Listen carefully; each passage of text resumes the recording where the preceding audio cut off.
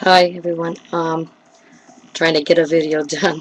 Um, been had to redo it a few times because of my cats walking across the screen in front of my laptop and blocking the the view. Um, I'm at the level right now. I'm not doing so well.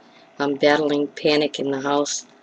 Um, I'm very depressed about that. I've never until I know I had my pills pulled off of me twice this year due to not being able to go to my appointment. I was in too much physical pain due to the arthritis in my lower back and the sciatic nerve problem that I have. It wasn't my fault. I mean, I walked 2 feet. I could scream. I was literally practically screaming of pain. It would have took a stretcher to bring me, and I don't know, the psychiatric nurse was not very understanding, didn't care less, pulled my pills for a week, and she done that to me twice, and it caused me to have to take expired meds, skip dosages, and it's really messed up my nerves. Having to worry, if I was going to survive. It, and since then, I have that problem. Also, for about a year, she does on purpose to not make sure I have a month's supply of pills to my next appointment. She will do on purpose to drag them off a whole week, leaving me with nothing. And even the pharmacies have seen it and said it's terrible. It's awful what they're doing to you for no reason. Um, the situation over there is that they don't want long-term in psychiatric. They're a health clinic, but they have just a few people working for in psychiatric department, and they don't want long-term. See, with people with agoraphobia, we didn't get to choose whether it be long-term or short-term when we get sick. It's the same with other illnesses. Nobody chooses if they're going to be long-term sick or short-term, but these people don't care, they only care about themselves, and that's what worsened my panic attacks. And since then, I've had a tough time um, going one street away to the store. It's constant panic, the hottest you could have. And when I come home, you would think I'd get some relief, but no, the panic continues. Sometimes for days, sometimes for weeks. I have skipped breathing where I have a hard time to breathe. I'm short of breath, and my breathing skips, and I almost pass out. And I don't know, my nerves are just totally shocked. And, I don't know what to do. I've never gotten to this point, except when I wasn't on meds at 27 years old when I reached out and got help. Right now, there's no place that I can go to close by that I could even stand a chance to make it to. There's nothing. There's not much in my city for any help. Either got good medical coverage or you get nothing. You get nothing around here. Um, what I wanted to discuss, one of the things I wanted to discuss is dealing with agoraphobia and panic, but also dealing with other illnesses combined, like physical illness.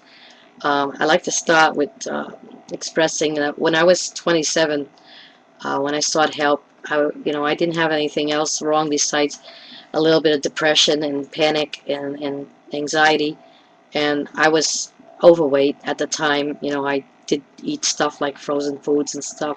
I wasn't watching my diet before I went for help, but other than that, physically I wasn't too bad. I didn't have anything major that wrong with me, but eventually from going there to get treatment at a mental health clinic, my stomach problems begun, which a doctor has said that, they haven't taken any tests, but what I described sounds like IBS. And there's a lot of foods, there's a lot of things I cannot drink, or I will get horrible cramps. I mean, break out in sweats, almost pass out for hours, to the point where, believe me, if you get that sick, you will never eat or drink that item again. And I'm at the point where there's hardly any foods and anything I can hardly drink. I mean, I'm also got problem drinking stuff with lactose, and I can't have anything with caffeine or decaf. That makes my heart race. So I don't have any of that. I try to watch, the medications I'm on, two of them cause fluid gain.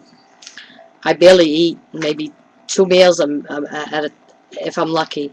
Even my dad is concerned about my eating habits, that they're not very good. It's hard. You can't get over how it's hard to believe that I'm not thin. And what I eat Some people would be. I do got fluid in my legs from osteoarthritis, but it's also the weight gain from the 2 medications and the part where I don't walk a whole lot because of my panic, and not only that, because of physical. You know, I got 2 bad knees and a hip and sciatica, and all that combined, you know, you go outside and you stand maybe 10 minutes of walking, and that's it.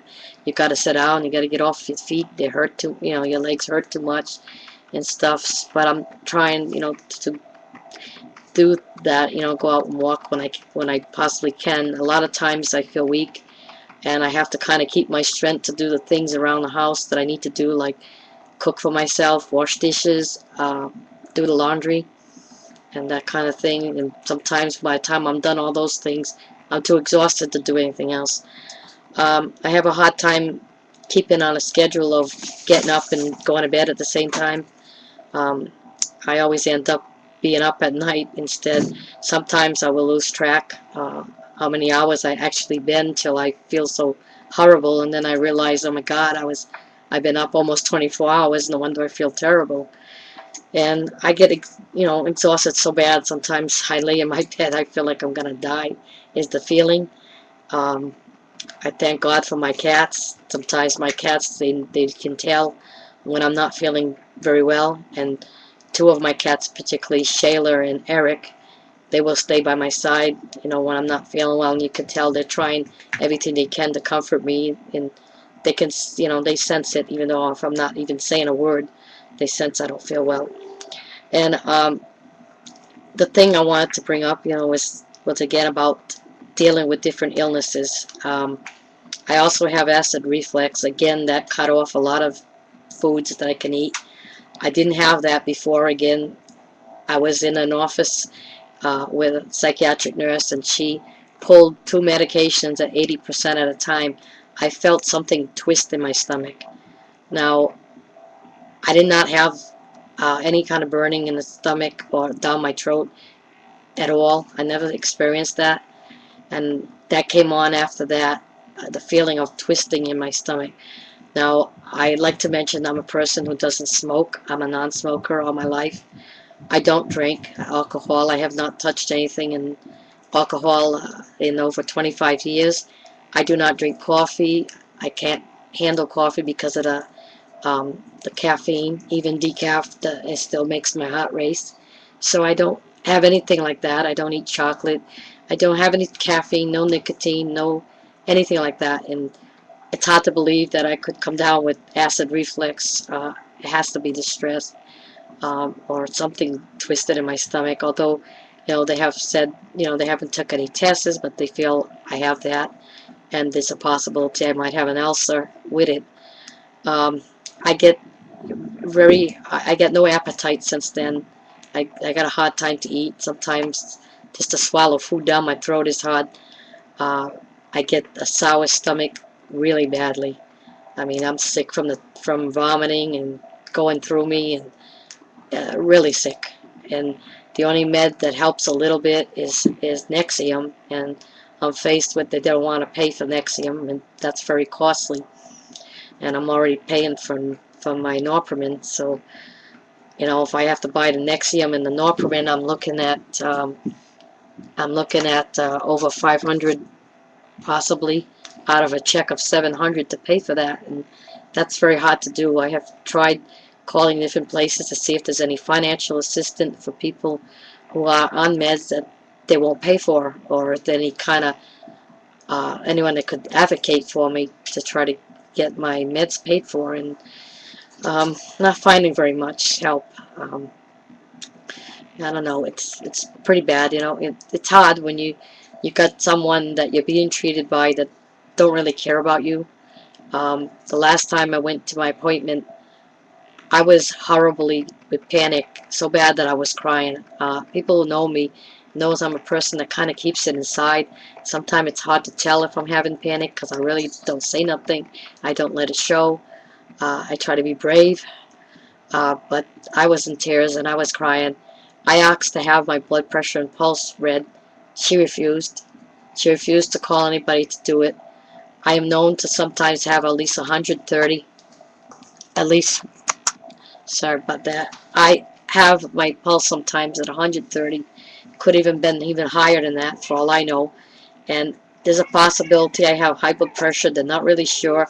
My blood pressure is high, but they don't know if it's my nerves, or they don't know if it's high blood pressure. And I'm also going through premenopausal stage where I feel hot all the time. I don't know if it's hot flashes or blood pressure that's putting me to feel warm, but a lot of people are often cold, and I don't feel cold. I'm warm, and that's not usually me. I'm usually always cold. Um, I like to also bring up, about people with agoraphobia that also deal with physical illness besides that. Like before I started getting treatment at 27, um, I didn't have anything wrong much except my agoraphobia panic, and maybe a little bit depression, but I didn't have physical illness much. I was pretty good shape in the physical, except for being overweight, because at the time, at 27, I wasn't really watching what I eat. I would eat frozen foods and stuff, which I know has a lot of salt in it, but I don't do that anymore, and I don't even eat fried foods. I don't eat salt, anything with salt. I don't like salt. Um, so when I started getting help at a mental health clinic, my stomach problems began. Um, the doctor says it sounds like I have IBS, and more, I just eat something very simple, let's say a boiled potato. I will get horrible cramps for several hours, break out in a sweat. Fear I'm going to feel so awful and sick, and such bad cramps that, believe me, you won't eat it a second time. And the same goes for stuff of what I can drink. There's not much I can have to drink. I have only vitamin water, Gatorade, water, apple juice, soy milk. That's about it. That's all I can have. Anything else, even anything with lactose in it, bothers my stomach. Only on a good day, if I can sneak a little milk, I try to. But I didn't have those problems until I started going to get treatment and dealt with a lot of stress of not being wanted at the clinic. I mean, our illness falls under the category, it's not psychotic, so they didn't make no point, they didn't hide it, that they did not want somebody like me. Like, we're not crazy, we don't belong there. It's like physical doctors, you go to see them, we don't want to treat panic attacks, it's nerve problems. That's not our field, it's a psychiatrist who should be helping you. And then when you don't got good medical, of course you're not going to get a good psychiatrist, or even a psychiatrist, period. So that's pretty much been the story of what's happened in my life. I also started at 27 pulling my hair out of my head, not not because it was a compulsion. This is something I didn't even realize I was doing. Like people who bite their nails out of nerve habit don't even realize they're biting their nails. Well, the same way with my hair. I do not have obsessive compulsive disorder of pulling my hair or anything, but since then, since 1984, my hair's thinned out. I used to have very thick hair. Thank God it was thick back then, and now I still got some hair left anyway. But I've dealt with that. I've also got claustrophobia.